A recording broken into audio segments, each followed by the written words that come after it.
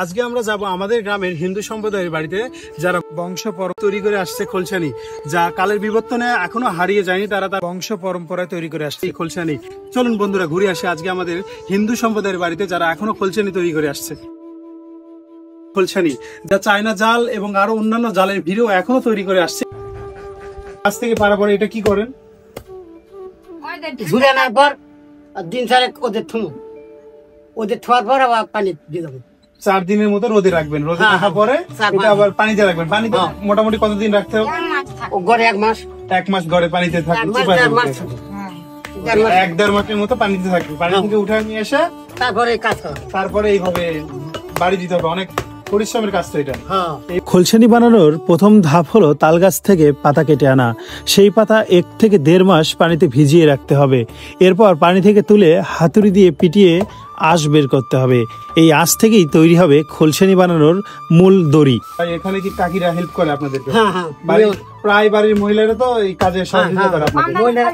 মহিলারা হেল্প না করলে তো সম্ভব না। তাল গাছের পাতা থেকে আঁশ বের করার পর শুরু হয় বাঁশ কেটে ছোট ছোট টুকরা করার কাজ।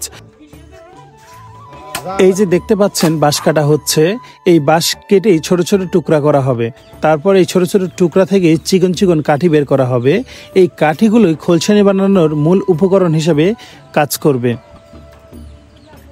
বাঁশ থেকে কাঠি বানানোর পর সেই কাঠির টুকরোগুলো রোদে শুকাতে দিতে হবে। রোদে শুকানো শেষ হলে নিখুঁত হাতে খোলসানি বোনা হবে। আপনারা দেখতে পাচ্ছেন কারিগর কত দ্রুততার সাথে কাজটি করছেন। আপনারা তাদের কাজের দক্ষতা দেখেই বুঝতে পাচ্ছেন তারা কত বছর ধরে এই কাজ করে আসছে। আসলে তারা বংশ পরম্পরায় তাদের এই বাপদাদার আমল থেকে এই কাজ করে আসছেন। তারা যুবক বয়স থেকেই তারা এই কাজ করেন। সংসারের অন্যান্য কাজের পাশাপাশি অবসর সময়ও তারা এই কাজগুলো করে থাকেন। এতক্ষণ তো দেখলেন তাল গাছ থেকে পাতা সংগ্রহ করে সেটা থেকে আঁশ বের করে বাঁশ কেটে ছোট ছোট কাঠির টুকরো বানানো হলো। তারপর কাঠিগুলো রোদে শুকানো হলো। রোদে শুকানোর পর দক্ষ কারিগরের হাতে তৈরি হলো চারাট। এখন দেখবেন সেই চারাটগুলো দক্ষ কারিগরের হাতে খোলসানির রূপ নিচ্ছে। তিনি খুব দক্ষতার সাথে এই কাজটি করে দেখাচ্ছেন আমাদেরকে। খোলসানির মাপে কেটে নিয়েছেন 2টি বাঁশের টুকরো, দড়ি দিয়ে বেঁধে নিলেন শক্তপোক্ত করে। তারপর তিনি চারাটের 2 মাথাকে শক্তপোক্ত করে এক জায়গায় বেঁধে ফেলবেন। চারাটের 2 মাথাটি শক্তপোক্ত করে বাঁধা শেষ হয়ে গেলে তিনি শুরু করবেন খোলসানির পরের ধাপের কাজ। পরের ধাপগুলো খুব কঠিন এবং জটিলভাবে সেই কাজগুলো শেষ করতে হবে। এ পর্যায়ে তিনি চারাটগুলোকে দাঁড় করিয়ে দিলেন। পাশের যে কাঠামো তৈরি করে রাখা ছিল দেখালাম আপনাদেরকে, সেই কাঠামো মাঝখানে রেখে সেই কাঠামোর সাথে চারাটগুলো খুব সুন্দর করে মজবুত করে তালের সেই আঁশ দিয়ে বেঁধে ফেলবেন। সেই বাঁধার কাজটা দেখবেন খুব জটিল এবং কঠিন। তারপরে তিনি এক এক করে যেদিক দিয়ে মাছ খোলসানি মাঝে পড়বে সেখানের মাপ দিয়ে নেবেন, সেখানে পানির কিছু স্পর্শ দিবেন, তাতে করে যে বাঁধাই করেছিল সেটা একটু নরম হবে এবং খুব তাড়াতাড়ি তিনি বাঁধাই করতে পারবেন। তারপরে তিনি তালের আঁশ দিয়ে আবার শুরু করলেন বাঁধাইয়ের কাজ। এটি বাঁধাই করা শেষ হতে প্রায় 1 ঘন্টা সময় লেগে যাবে। এই তো দেখতে পাচ্ছেন প্রায় খোলসানি কাঠামো তৈরি হয়ে গেছে। তিনি তার নিখুঁত হাতের দক্ষতায় কাজগুলো করছেন। দীর্ঘদিন ধরে তারা নিষ্ঠা ও সততার সাথে এই কাজ করে আসছেন। আমাদের এই ছোট্ট সুন্দর গ্রাম, যা প্রাকৃতিক সৌন্দর্যে ভরপুর, এখান থেকেই গোটা বাংলাদেশে এই বিখ্যাত বাঁশ ও বেতের শিল্প সরবরাহ করা হয়। সুনামের সাথে দীর্ঘদিন ধরে বাজারে টিকে আছে আমাদের এই গ্রামের বিখ্যাত খোলসানি। আর এই খোলসানি প্রাচীনকাল থেকেই বাংলাদেশের মানুষ খোলসানি দিয়ে মাছ ধরে আসছে। আর প্রাচীনকাল থেকেই আমাদের এই গ্রামে তৈরি হচ্ছে এই খোলসানি।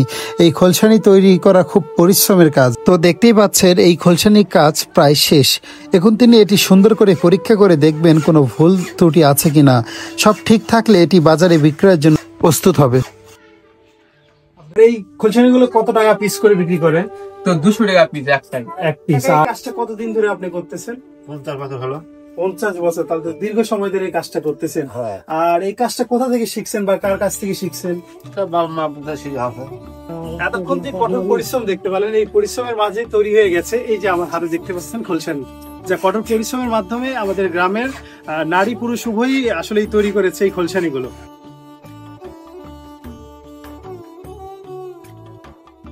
তাল গাছের আঁশ থেকে শুরু করে বাঁশ থেকে তৈরি করা হয় খিলন, এই সব কিছু লম্বা একটা প্রসেসিং এর মাধ্যমে তৈরি হয় আমাদের গ্রামের সেই বিখ্যাত খোলসানি, যা দেশের বিভিন্ন প্রান্তে ছড়িয়ে পড়ে। এই ভিডিও এখানেই শেষ করছি, আবার কখনো দেখা হবে অন্য কোনো পথে অন্য কোনো গল্পে। আজকের মতো এখানে শেষ করছি, খোদা হাফেজ।